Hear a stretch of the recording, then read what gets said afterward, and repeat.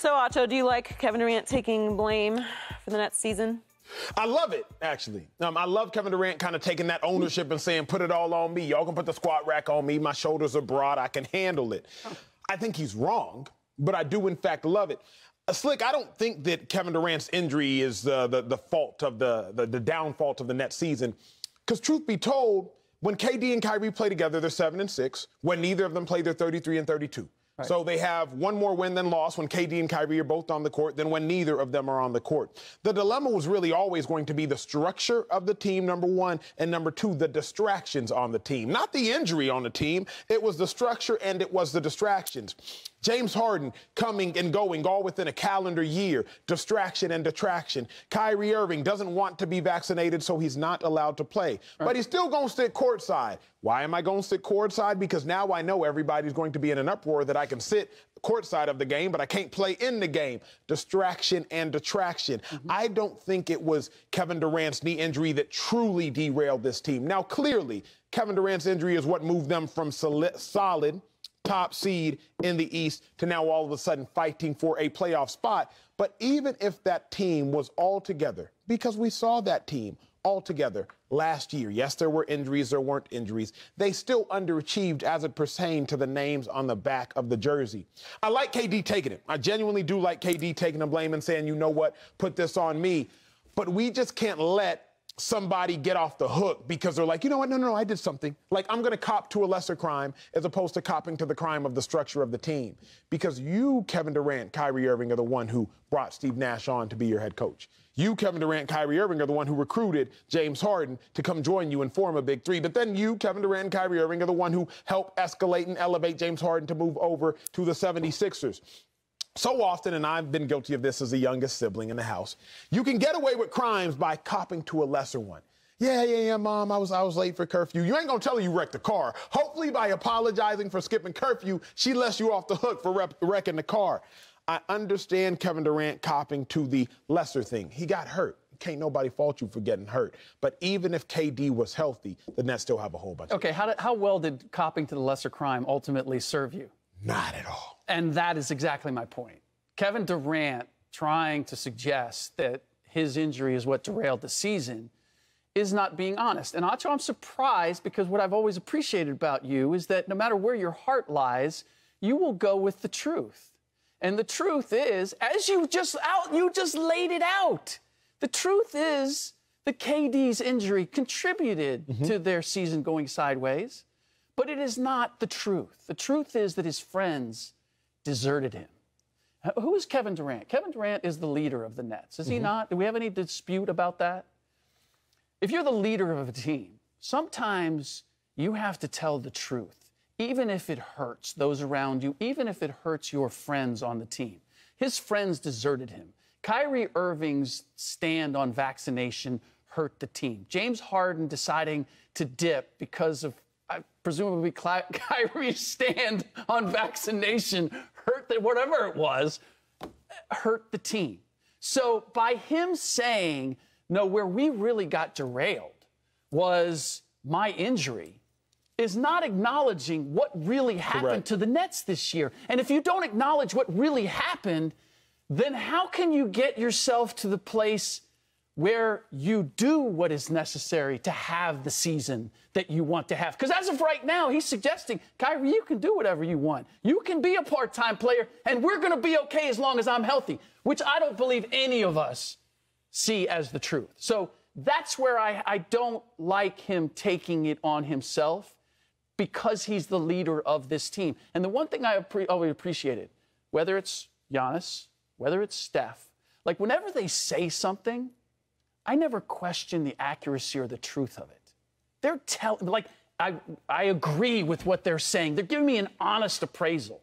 Kevin Durant is not giving me an honest appraisal of what happened to the Brooklyn Nets this year, and that troubles me as far as their future and his ability to lead it. Well, Giannis and Steph have the luxury of playing for well-run organizations, which KD is not currently in that situation. The Nets have, which was his choice, but that, I believe, plays a part in this. Okay, but what does that have to do with him being truthful and honest? Well, because I think that's sort of what's happening with the Lakers right now. My criticism of what's going on, well, one of the criticisms of what's going on with the Lakers is there's no accountability whatsoever. There's no one stepping up and saying, hey, it's my fault. Some of this is on me. I'm responsible for this slice of the blame pie for what's gone on this year, which is why I'm with you. I love what Kevin Durant is doing here. I think it actually does show some leadership. We see this all the time in the NFL, and we applaud quarterbacks when they do this. They go out, it's on me. We lost, it was my mistake. I could have been better. I could have done this. We will be better next week. I will be better next week. There's accountability, and some quarterbacks who don't do that, Baker Mayfield, can cause fires to explode because they don't just throw some water on it. Can those issues that you mentioned, which I think are very important and played massive roles in their failure this year, can they be dealt with? Yes, but I believe that they should be dealt with behind the scenes. It doesn't need to be aired out. We've seen what's happened when that does happen. Joel Embiid, the 76ers, Doc Rivers, how that can cause even more problems that bleed into next year. The problem with the Nets is they have no identity. They have no depth, they have no direction, and they don't play defense. So there's a mixture of problems with this organization, but they've never really been a strong culture. When you think of the Nets, what do you think of? You think of mercenaries. You think of them scooping up stars and trying to make it work, and it's never really worked. So what I like what KD did here was step up and say, yes, I played some role in it not being a success this year. Is it all KD's fault? Absolutely not. He's playing unbelievable when he's healthy and on the court, and he has been the only stable thing for this organization since he's been there. Kyrie deserves lots of blame, and you have to consider what he did this year as a slap in the face to KD. You were not available by choice to the fans, to the organization, and to your friends and Kevin Durant. Whatever you think of the vaccine, I don't care. He chose. He was not forced. He wasn't forced by the Nets. He wasn't forced by the NBA. He chose to not play basketball for half of the games this season. Don't tell me that doesn't matter. It doesn't. Even if they were great without him, it affects the culture. Because you can say, like you said, sitting courtside, this is all about me. I'm not going to play. You're going to deal with it. You're still going to pay me, and I'm going to sit courtside and cause even more drama because there's no culture in Brooklyn. There are places where that would not be accepted, where that would not be tolerated. He would not be there next year. You wouldn't even have to have the conversation because you know who he would have tried and the repercussions of doing so. That doesn't exist in Brooklyn because there's no culture there, which is why I really like KD doing this, because KD, we all know it's not all his fault. Of course. We do know some of it is because of his injury, but him stepping up and publicly saying, I'll take the attention and possibly solving this behind the scenes, which we will find out if they do or not, is the right way for a leader to approach this. Don't add to the ongoing narrative.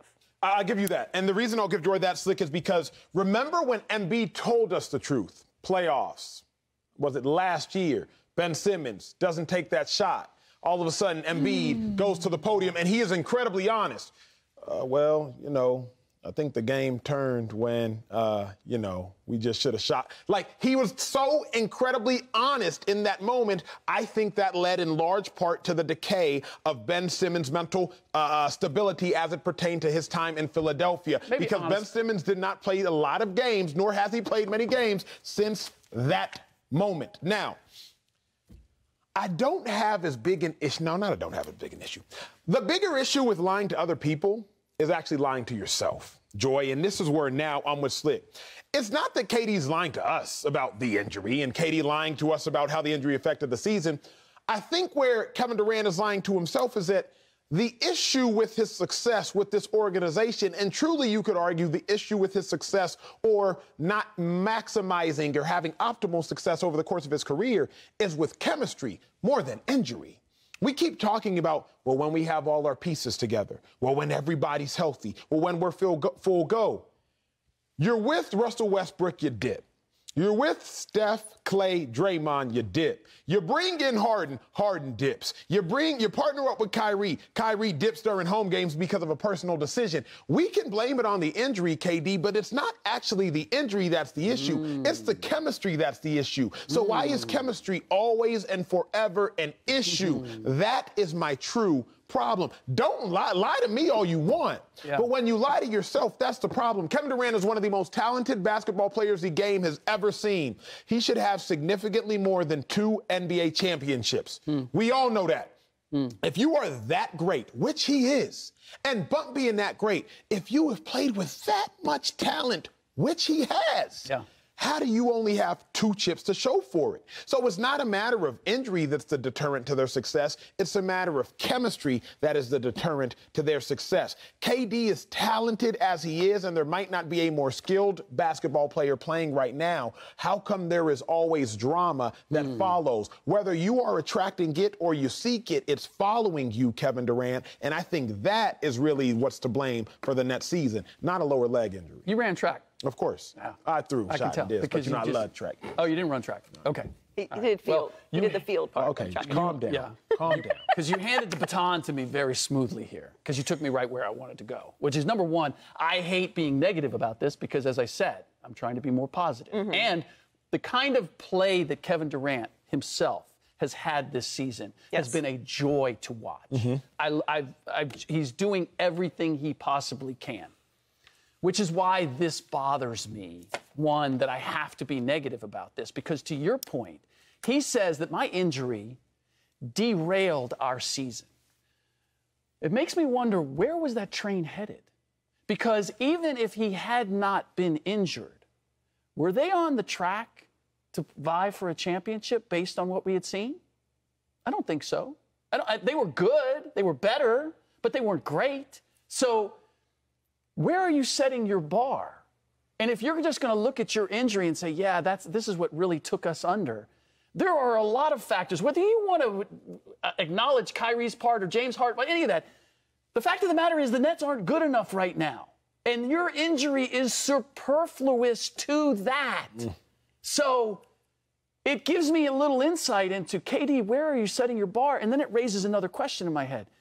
Do you really know what it takes to win a championship? Do you really know where that track has to go? Well, I mean, he has won multiple championships and was the best player on those teams winning those championships. Okay, but he left there to go somewhere else. So maybe he knows. Well, it's one of 2 things, and neither of them is good, which is either he doesn't know what it takes to win a championship, or that's not really the be-all, end-all for him. Well, at perhaps this it point. isn't. But It's got to be one or the other. When we're talking about lying, like when Andrew Luck would come up after a game and say it's his fault that they lost, and he's got a broken spleen. I don't even know if that's how you lacerated spleen, whatever. Yes, it's broken. It's broke. We know it's not Andrew Luck. We know it's a terrible offensive line and the Colts that put that together. Right?